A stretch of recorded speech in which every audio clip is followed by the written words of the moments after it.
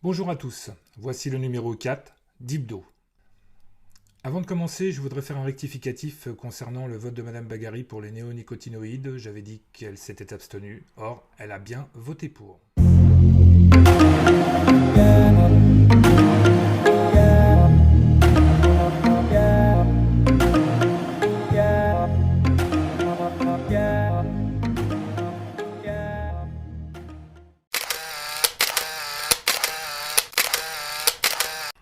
Face à un Gilles Boulot éteint et une Anne-Sophie Lapix en extase, Macron a fait un discours infantilisant pour des Français qu'il semble prendre pour des arriérés. Du côté de ces journalistes, aucune question dérangeante, mais des questions bateaux, sûrement préparées à l'avance par le staff du président pour ne pas le mettre dans l'embarras. Voilà, depuis samedi, Macron a décidé d'instaurer un couvre-feu pour les 4 prochaines semaines, avec possibilité de prolonger jusqu'au 1er décembre avec l'accord du Parlement. Autant vous dire que sa majorité fera tout pour que cela arrive. Mais savez-vous d'où vient ce terme de couvre-feu? Faisons un peu d'histoire. Ce terme nous vient du Moyen-Âge, alors que les feux de maison étaient fréquents et pouvaient emporter tout un quartier en un rien de temps. Alors à l'époque, a été décidé de faire couvrir les feux de cheminée pour les éteindre et ainsi éviter les incendies. Mais ce terme nous ramène à des heures sombres de notre histoire. Durant la Seconde Guerre mondiale, lorsque les Allemands ont placardé dans tout le pays des affiches imposant un couvre-feu à partir du 21 août 1944 de 20h à 6h du matin. Transposé à l'époque trouble que nous vivons, cela peut vouloir dire que le président veut étouffer la grogne qui monte dans le pays en nous enfermant chez nous, la nuit arrivée. Cette décision concerne pour le moment 8 métropoles françaises, Paris, Saint-Étienne, Lyon, Grenoble, Lille, Aix-Marseille, Montpellier, Rouen et Toulouse. Alors pourquoi un couvre-feu et pas un confinement comme en mars dernier? Tout d'abord parce que les Français dans l'ensemble ont assez mal vécu cette privation de liberté et surtout parce qu'il faut faire fonctionner l'économie. En un mot, vous pouvez vous entasser dans les transports en commun pour vous rendre à votre travail et pour rentrer chez vous, mais plus question au-delà de 21h d'aller au restaurant, d'aller vous faire une toile ou d'assister à un spectacle. Car tout sera fermé et les rues devront être désertes. Quelques exceptions seront acceptées sur présentation d'une autorisation de sortie valable 1 heure, a précisé le ministre de l'Intérieur Darmanin. Tout ce qui touche au loisir est très sauvagement attaqué par le gouvernement Macron. En étant désormais interdit à partir de 21h, des pans entiers de l'industrie du spectacle vont s'écrouler malgré des annonces d'aides financières ou d'allègements d'impôts sans justificatif qui vont encore et toujours profiter aux entreprises du CAC 40 et presque pas aux artisans, commerçants, TPE et PME. Chez vous aussi, vous ne pourrez pas faire ce que vous voulez, puisque vous ne pourrez pas être plus de 6 personnes autour de votre table, sauf si les membres de votre foyer sont plus nombreux. Égard aux voisins délateurs. Pour surveiller les contrevenants, Darmanin va déployer 12 000 policiers.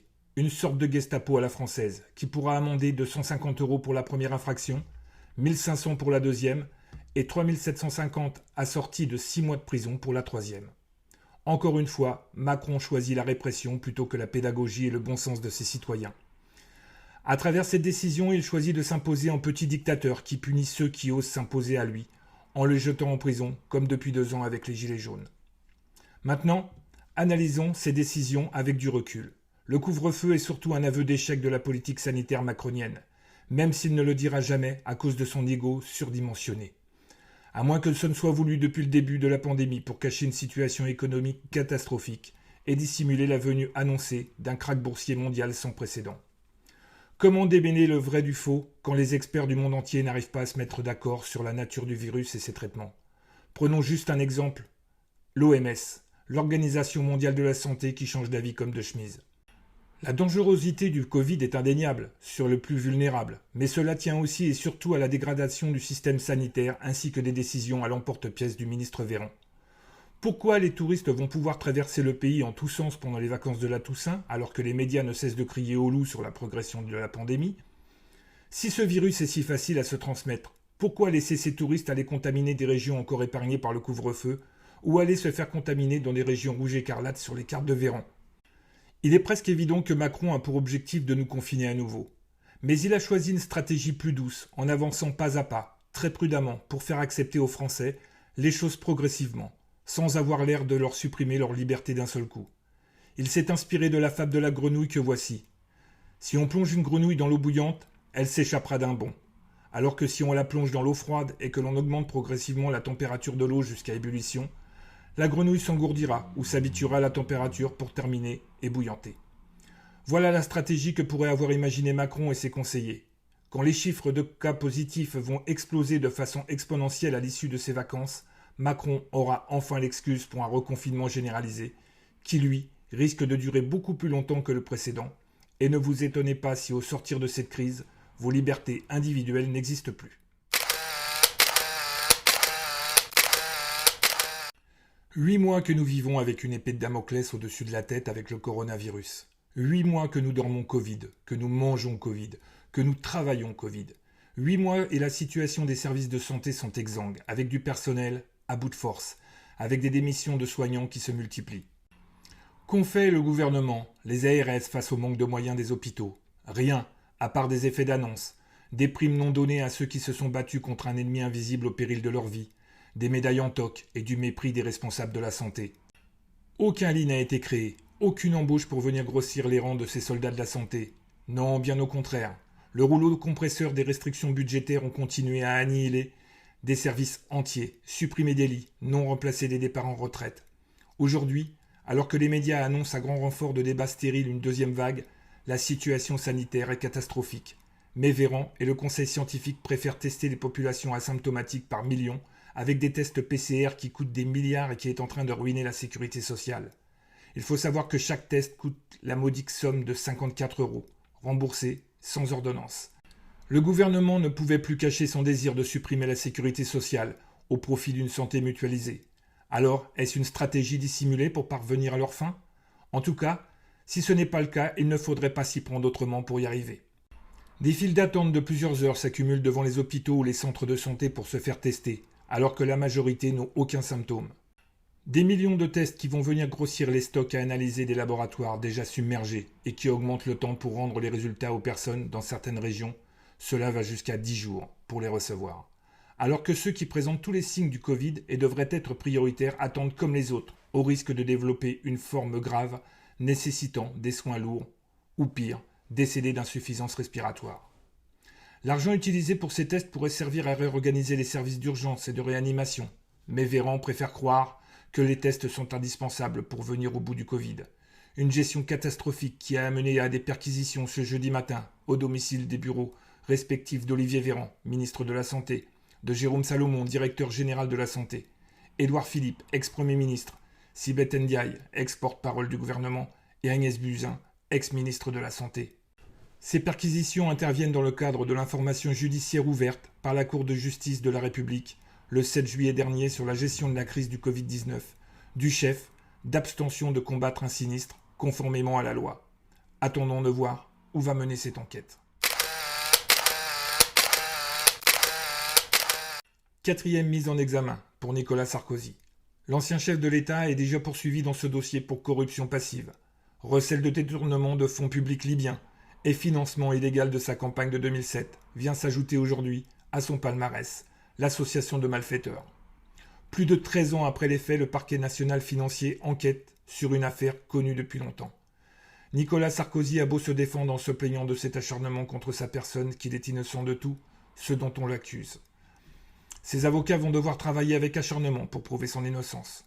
La corruption au plus haut sommet de l'État n'est pas nouvelle. Et il n'y a pas de fumée sans feu. Seulement, depuis des décennies, présidents comme ministres ou députés sont protégés par leur statut, tant qu'ils sont en fonction. Puis, sitôt leur mission terminée, ils prennent un autre poste protégé, et cela durant toute leur carrière. Voyez le cas de Balladur, qui ne sera jugé qu'en 2021, alors qu'il est soupçonné d'avoir financé sa campagne électorale avec des fonds occultes, provenant de la vente d'armement, plus connue sous le nom d'affaire Karachi. À 91 ans, l'homme n'a pas grand-chose à craindre, car avec les appels et la cassation, il faudra encore des années avant un jugement définitif. Même si ces affaires sont complexes, il ne faut pas 25 ans d'enquête avant de juger ces personnages. Pour Jacques Chirac, le scénario était le même, pour finalement être condamné à 2 ans de prison avec sursis en 2011 pour détournement de fonds publics, abus de confiance et prise d'intérêt. L'affaire remonte au début des années 90. Pourtant, son séjour à l'Élysée l'a protégé, ainsi qu'une généreuse immunité de fonction. Il est impensable que des représentants de l'État soient protégés, alors qu'ils sont avant tout des citoyens, mais des citoyens à qui on a confié des missions pour faire fonctionner le pays et dont la moralité doit être irréprochable. Quand un citoyen lambda commet une infraction, il n'est pas protégé et est jugé rapidement, pas 20 ans après. La loi devrait être la même pour tout le monde, et encore plus pour nos dirigeants. Quand des soupçons sérieux pèsent sur eux, ils doivent démissionner de leurs fonctions le temps de l'enquête, et jusqu'au jugement. Durant ce temps, ils ne pourraient briguer un poste dans l'administration ou dans le gouvernement. Si la procédure dure plusieurs décennies, et qu'à la fin le suspect est jugé innocent, il pourrait être indemnisé pour préjudice moral. Si cette méthode était employée, cela ferait peut-être réfléchir ces politiques, avant de faire leur magouille. D'autant qu'avec les médias indépendants et les réseaux sociaux, il est de plus en plus difficile, voire impossible de passer à travers les mailles du filet. Comme à chaque annonce liberticide de Macron ou d'un des membres de son gouvernement, un acte terroriste est commis. Hier, la barbarie a parlé avec la décapitation d'un professeur d'histoire-géographie à Conflans-Sainte-Honorine. Samuel Paty, c'était son nom. Il avait donné un cours sur la liberté d'expression en montrant des caricatures du prophète Mahomet, ce qui a provoqué la colère de certains élèves qui avaient été se plaindre à la conseillère principale d'éducation. Aucune suite n'avait été donnée. Pourtant, ce professeur avait reçu des menaces de mort. Elles aussi restaient sans suite. L'affaire avait fuité en dehors des murs du lycée, grâce à un prédicateur islamiste, connu des renseignements du nom d'Abdelhakim Sefrioui, jusqu'à venir aux oreilles d'un garçon de 18 ans, né en Russie et d'origine tchétchène, qui est allé armé d'un couteau et filmant avec un smartphone, commettre l'innommable en décapitant ce professeur dans la rue tout en criant « Allahu Akbar, Dieu est grand ». Peu de temps après, prévenu par la police municipale, la BAC a repéré le fou furieux qui portait un couteau, mais pas celui dont il s'est servi contre le professeur. Il était aussi armé d'un fusil type Airsoft, un fusil qui tire des balles en plastique. Il a menacé les policiers qui l'ont exécuté de 10 balles dans le corps. La raison invoquée par les policiers était qu'ils craignaient que le terroriste soit porteur d'une ceinture d'explosifs.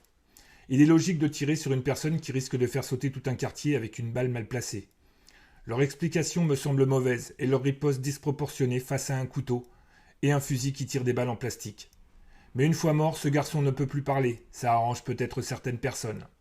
Encore une fois, le timing des attentats commis en France est souvent relié à une annonce gouvernementale qui touche à nos libertés fondamentales.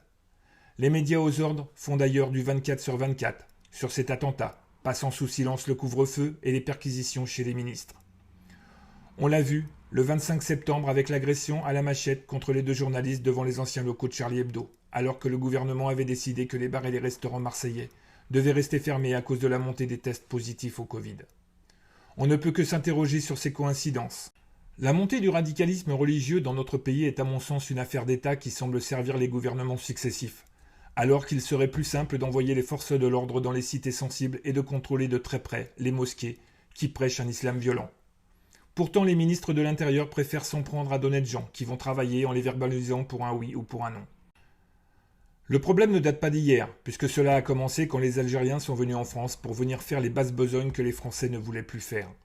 Ne sachant qu'en faire, on les a ghettoisés dans des bidonvilles, puis dans des cités où on les a laissés livrer à eux-mêmes. Jamais il n'y a eu de tentative depuis que De Gaulle les a fait venir en France pour les intégrer, comme ce fut le cas pour les Polonais, les Portugais ou les Italiens. Pour s'en sortir, des trafics se sont organisés dans les cités, et peu à peu ces quartiers sont devenus des zones de non-droit, où la police ne peut plus mettre les pieds sans être agressée. Alors, pour acheter la paix sociale, les gouvernements ont fermé les yeux, et désormais, ils sont dépassés par la radicalisation d'une infime partie de cette population. Darmanin, plutôt que de mobiliser 12 000 policiers, qui je pense ne mettront jamais les pieds dans ces zones de non-droit pour vérifier si le couvre-feu est respecté, mais par contre qui n'hésiteront pas à surveiller le bon contribuable qui contreviendrait à ce couvre-feu, ou aurait 2 personnes de trop à leur table, ferait mieux de remettre de l'ordre en réinstaurant la sécurité dans le pays. Mais la stratégie politique des gouvernants, depuis des années, est de laisser faire pour que l'extrême droite monte afin de se retrouver au 2e tour face à son leader. Mais attention à ne pas se brûler les ailes aux prochaines élections, car il se pourrait bien que Marine Le Pen grigne la place à un Macron un peu trop sûr de lui.